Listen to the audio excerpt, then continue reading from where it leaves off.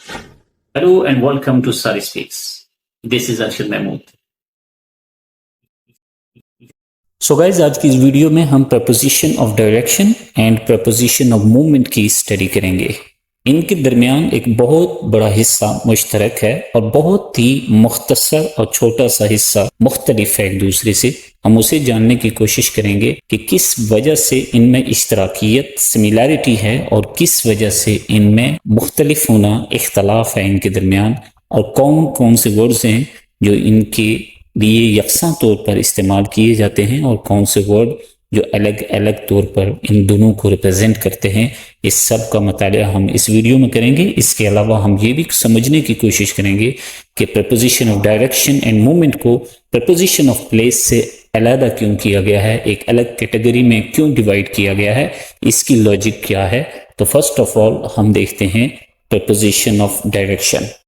Place कहते हैं एक जगह को, जबकि डायरेक्शन ऐसी जगह है जिसमें दो अजसाम की पोजीशन दरकार होती है, यानी position of one noun in relation of position of other noun. किसी एक शख्स, जगह या चीज की पोजीशन बनिस्बत दूसरे शख्स, जगह या चीज की पोजीशन के। यहाँ पर दो जिस्म होने चाहिए और एक की पोजीशन की निस्बत दूसरे की पोजीशन, ये कहलाती है डायरेक्शन। इसे हम एग्जाम्पल से समझते हैं। The cat is under the table. यहाँ टेबल एक जिस्म है, एक नाउन है, जबकि कैट दूसरा नाउन, दूसरा जिस्म है। ये दोनों डिफरेंट पोजीशन है। स्टैंडर्ड पोजीशन टेबल की है, जबकि कैट की पोजीशन उसके नीचे है, जो कि डायरेक्शन है यहाँ पर। जबकि दूसरी टर्म है मूवमेंट। मूवमेंट हरकत को कहते हैं, किसी एक प्लेस से दूसरी प्लेस की तरफ हरकत मूवमेंट कहलाती है। इन दोनों में इश्तराकियत ये है मूवमेंट और डायरेक्शन में कि मूवमेंट को अपनी हरकत के लिए एक सिम्त की जरूरत होती है। जिस सिम्त में वो हरकत करेगी उसे डायरेक्शन कहते हैं। लेकिन किसी डायरेक्शन को मूवमेंट की जरूरत नहीं होती, इसलिए कि डायरेक्शन कहते हैं किसी ऑब्जेक्ट, किसी भी पर्सन, प्लेस, थिंग, इसकी position in relation of other person, place, thing, किसी एक जिस्म की पोजीशन दूसरे जिस्म के एतबार से। तो इसके लिए मूवमेंट की जरूरत नहीं होती। इसी वजह से वो तमाम प्रपोजिशन ऑफ मूवमेंट जो हरकत बयान करते हैं वो प्रपोजिशन ऑफ डायरेक्शन भी हैं, जैसे towards, around, around, along, across, through, to, from, ups, down. लेकिन तमाम preposition of direction preposition of movement नहीं होते। आइए अब इन तमाम प्रपोजिशन का एक तकाबली जायजा लेते हैं, इनके दरमियान इश्तराकियत और इख्तलाफ और उसकी वजूहात। फर्स्ट देखते हैं into versus in. Into preposition of movement है, इसे प्रपोजिशन ऑफ डायरेक्शन भी कहते हैं, जबकि इन प्रपोजिशन ऑफ प्लेस है। Into word preposition of movement and preposition of direction दोनों है। प्रपोजिशन ऑफ मूवमेंट इसलिए है कि ये बाहर से अंदर की तरफ मूव कर रहा है, movement from outside to inside. For example, he entered into the room. यहाँ इनटू बता रहा है कि वो बाहर से अंदर दाखिल हुआ है, movement from one place to another. और ये प्रपोजिशन ऑफ डायरेक्शन भी है, इसलिए कि ये बताती है position of something in relation of position of another thing, यानी एक चीज की पोजीशन बनिस्बत दूसरी चीज की पोजीशन के। Example, he walked into the room के अंदर अगर हम देखें तो रूम की पोजीशन स्टैंडर्ड है, जबकि मैन की पोजीशन रूम की पोजीशन की निस्बत अंदर की तरफ है। यूं ये प्रपोजिशन ऑफ डायरेक्शन भी हुआ। तो हमने देखा इनटू प्रपोजिशन ऑफ डायरेक्शन और प्रपोजिशन ऑफ मूवमेंट दोनों के लिए इस्तेमाल होता है। ही वॉक्ड इनटू द रूम यानी उसने अंदर की तरफ मूवमेंट की। ही वॉक्ड इनटू द रूम यानी उसकी डायरेक्शन बनिस्बत रूम अंदर की तरफ थी। यूं हमने देखा कि ये प्रपोजिशन ऑफ डायरेक्शन भी है। लेकिन इन प्रपोजिशन ऑफ प्लेस है और ये सिर्फ हमें ये बताता है कि कोई चीज इस बॉर्डर के अंदर, इस इनक्लोज स्पेस के अंदर है। जैसे ही लिव्स इन ऑस्ट्रेलिया, वो ऑस्ट्रेलिया के अंदर रहता है। यहाँ सिर्फ ऑस्ट्रेलिया में उसकी रहाइश बताई गई है कि उसकी मौजूदगी ऑस्ट्रेलिया के अंदर है। इसे प्रपोजिशन ऑफ प्लेस रिप्रेजेंट करेगा, क्योंकि इसने मूवमेंट नहीं बताई, डायरेक्शन नहीं बताई। उसने ये नहीं बताया कि वो बाहर से मूव करके अंदर आया, या डायरेक्शन नहीं बताई। यही फर्क है प्रपोजिशन ऑफ प्लेस और preposition of movement and direction में। नेक्स्ट प्रपोजिशन है onto versus out. On preposition of place, जबकि onto preposition of movement and direction है। Have a look at this example, फिर हम इसको समझते हैं। The ball is on the table, the bird is landed onto the table. यहाँ इन दोनों का मतलब सतह बयान की जा रही है कि टेबल की सतह पर बॉल थी या बर्ड था, लेकिन इन दोनों में बड़ा वाज़ेह डिफरेंस है। जब हम ऑन टू यूज करते हैं, इसका मतलब ये हुआ कि बर्ड ने किसी दूसरी प्लेस से उड़ान भरी और यहाँ पर उसने लैंड किया, ऑन टू सतह पर लैंड किया, यानी उसकी मूवमेंट किसी और प्लेस से हुई और इस प्लेस पर आकर लैंड किया। यहाँ ये इसकी मूवमेंट बयान कर रहा है और डायरेक्शन भी इसलिए बयान कर रहा है कि टेबल एक्सटेंडेड डायरेक्शन थी, जबकि बर्ड की मूवमेंट, बर्ड की जो उड़ान थी वो ऑन टू डायरेक्शन में थी, इसके ऊपर सतह के ऊपर की डायरेक्शन पे थी। तो उसकी पोजीशन हमें टेबल की पोजीशन बता रही है कि बर्ड की पोजीशन टेबल की पोजीशन की निस्बत ऑन टू है। इसी वजह से इसे preposition of movement and preposition of direction कहते हैं, क्योंकि एक प्लेस से दूसरी प्लेस की तरफ इसकी मूवमेंट हुई और इसी तरह डायरेक्शन भी ये बता रहा है, इसका एक जिस्म दूसरे जिस्म की डायरेक्शन बता रहा है। जबकि दूसरी एग्जाम्पल में the ball is on the table में टेबल के ऊपर बॉल है, उसकी सतह पर है, सिर्फ जगह बताई गई कि वो किस जगह पे है, कि वो सरफेस के ऊपर है, टेबल के ऊपर है। यहाँ उसकी मूवमेंट नहीं बताएगी कि वो किस प्लेस से मूव होकर आई, यानी उसकी मूवमेंट नहीं बताई, न ही उसकी डायरेक्शन को बताया गया है। यहाँ बस एक जगह को मेंशन किया गया है। नेक्स्ट है थ्रू एंड अक्रॉस। ये दो words preposition of movement and preposition of direction कहलाते हैं। ये दोनों मूवमेंट को बताते हैं, क्योंकि ये दोनों ये बता रहे हैं, चाहे अक्रॉस हो या थ्रू, कि कोई चीज एक पोजीशन से दूसरी पोजीशन की तरफ उसने मूवमेंट की है।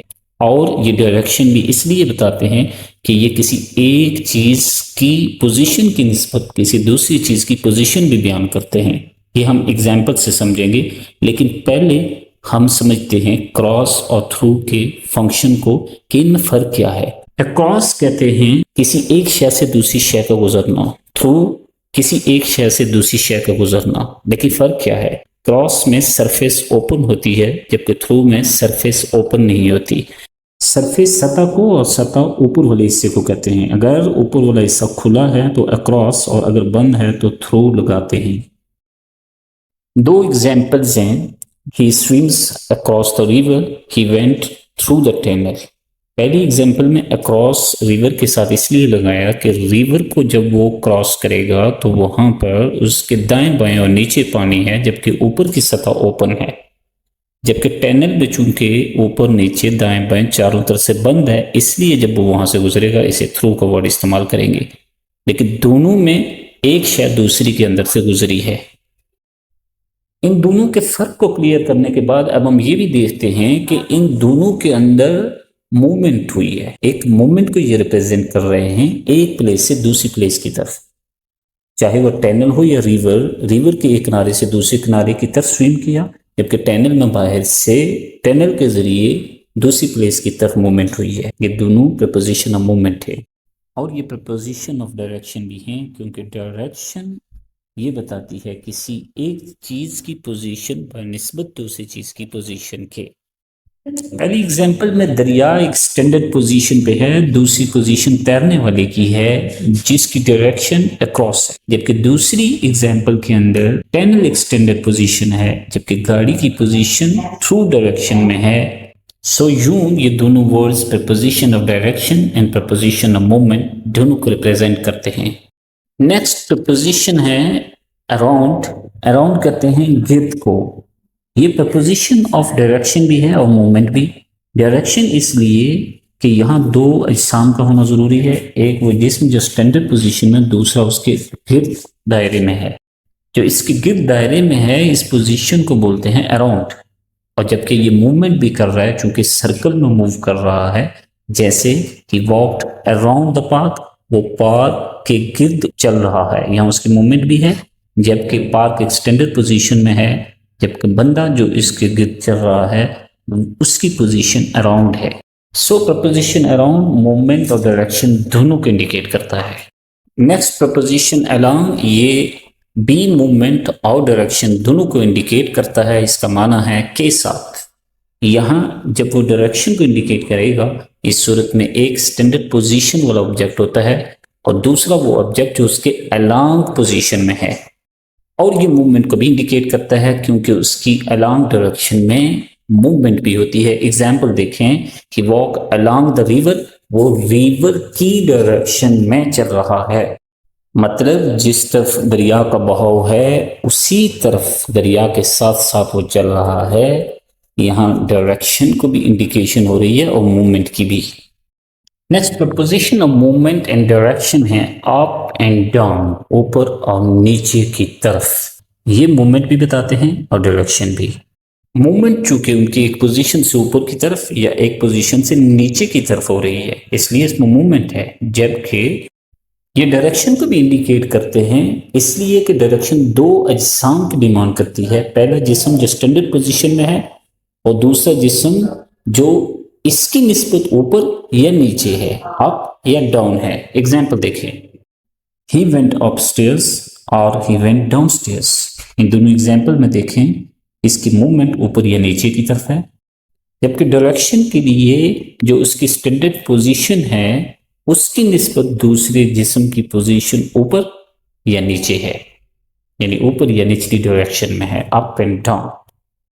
नेक्स्ट प्रपोजिशन है टुवर्ड्स। टुवर्ड्स का मतलब होता है की तरफ। ये भी मूवमेंट और डायरेक्शन दोनों को इंडिकेट करता है क्योंकि एक प्लेस से दूसरी प्लेस की तरफ मूवमेंट इसमें मौजूद है। ही वॉक टुवर्ड्स हिम, वो उसकी तरफ गया, यहाँ ये मूवमेंट बता रहा है। जबकि ये डायरेक्शन को भी बयान कर सकता है, जैसे ही लुक टुवर्ड्स हिम, यहाँ हिम की पोजीशन स्टैंडर्ड है जबकि उसकी निस्बत से ही की पोजीशन टुवर्ड्स डायरेक्शन में है। ये डायरेक्शन और मूवमेंट दोनों को इंडिकेट करता है, इसका मतलब है की तरफ।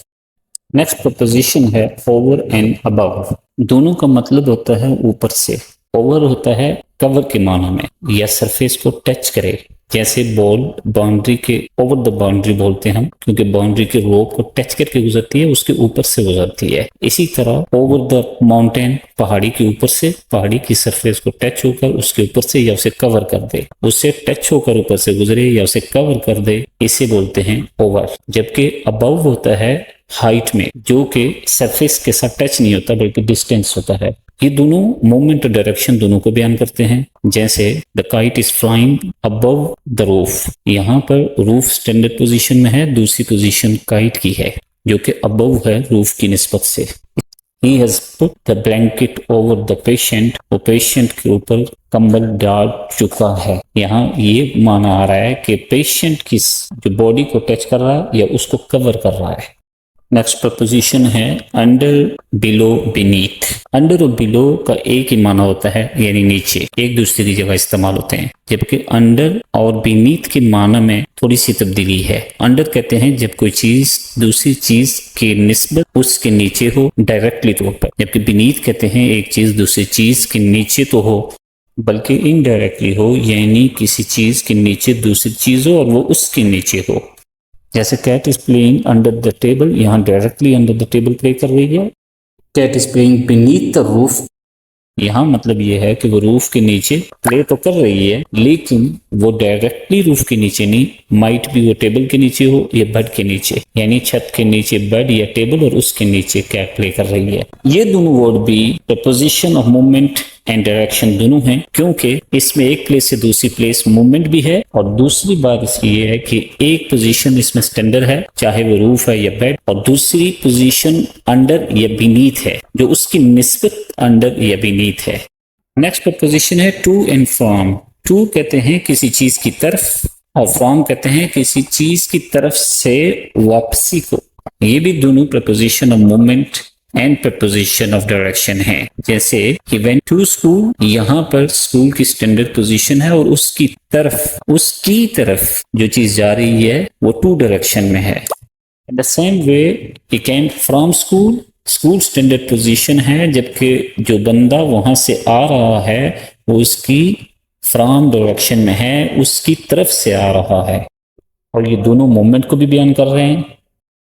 नेक्स्ट प्रपोजिशन है inside and out of. Inside कहते हैं किसी चीज के अंदर, जैसे इन, लेकिन इन और इनसाइड में फर्क ये है कि इन में फिजिकली किसी चीज के अंदर बॉडी का रिस्ट्रिक्टेड होना जरूरी नहीं, इनसाइड में फिजिकली तौर पर एक चीज के अंदर दूसरी चीज का रिस्ट्रिक्टेड होना जरूरी है, क्योंकि इनसाइड का अपोजिट आउटसाइड है जबकि इन का अपोजिट आउटसाइड नहीं होता। जैसे he went inside the room, yo room के अंदर चला गया, यहाँ वो फिजिकली इनसाइड है। अब example, he live in the room, वो रूम के अंदर रहता है, यानी यहाँ उसकी राइश है, यहाँ पर उसका फिजिकली इस टाइम वहां होना जरूरी नहीं। तो इनसाइड भी preposition of movement and preposition of direction है, क्योंकि वो अंदर की तरफ की डायरेक्शन बता रहा है। यहाँ रूम एक्सटेंडेड पोजीशन में है जबकि उसकी तरफ, अंदर की तरफ ये डायरेक्शन है दूसरे जिस्म की। जबकि आउट ऑफ इसका अपोजिट है, यानी कोई शय अंदर थी, अब वो आउट ऑफ हो गई, शॉर्ट हो गई, वहां से ऑफ हो गई, चली गई। जैसे the cat out of the table, वो टेबल से उतर गई, चली गई। यहाँ भी मूवमेंट एंड डायरेक्शन दोनों को बयान किया जा रहा है। एक पोजीशन स्टैंडर्ड है जो टेबल की है, दूसरी आउट ऑफ जो उससे दूर होने की है, आउट ऑफ डायरेक्शन है। इसी तरह इन फ्रंट एंड बिहाइंड, ये भी डायरेक्शन है, preposition of direction and preposition of movement है। जैसे even in front of building, वो बिल्डिंग के सामने चला गया, ये मूवमेंट भी है जबकि डायरेक्शन भी है, क्योंकि बिल्डिंग इसमें स्टैंडर्ड पोजीशन है जबकि दूसरी पोजीशन इन फ्रंट है जो डायरेक्शन बयान कर रही है। इसी तरह behind, event behind the building, building standard position है जबकि बिहाइंड उसकी दूसरी पोजीशन है, डायरेक्शन है। इसी तरह बिटवीन का वर्ड, जैसे he is playing between the street, वो स्ट्रीट के दरमियान में खेल रहा है। यहाँ दो स्ट्रीट के दरमियान की बात हो रही है। स्ट्रीट यहाँ स्टैंडर्ड पोजीशन है जबकि दूसरे जिस्म की पोजीशन बिटवीन डायरेक्शन में है, यानी उसके बीच में है। ये थी हमारी कुल मिलाकर preposition of movement and preposition of direction. इन दोनों के दरमियान फर्क हमने समझा। फर्क ये था कि मूवमेंट एक प्लेस से दूसरी प्लेस में होती है जबकि डायरेक्शन किसी एक जिस्म की पोजीशन बनिस्बत किसी दूसरे जिस्म की पोजीशन, चाहे वो उसके सामने हो, पीछे हो, ऊपर नीचे में हो, फजा में हो, स्पेस में हो, साथ हो, अराउंड हो, अक्रॉस हो, थ्रू हो, ये उसकी दूसरे जिस्म की पोजीशन डायरेक्शन कहलाती है। और दूसरी चीज प्लेस थी, प्लेस से जगह को बयान करती है, चाहे वो इनक्लोज्ड हो या ओपन सरफेस हो या स्पेसिफिक।